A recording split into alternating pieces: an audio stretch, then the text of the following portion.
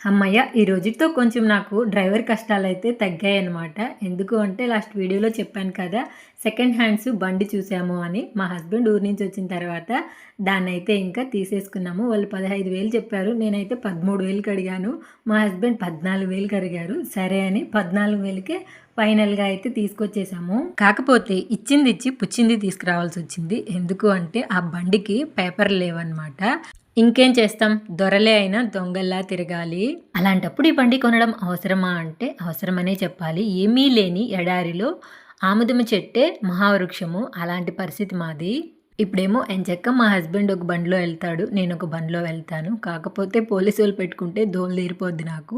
ఈరోజు ఒక sad incidence అయితే జరిగిందండి. నేను ప్రతిరోజు చూస్తున్న ఒక చెట్టునైతే ఈరోజు కొట్టేశారు.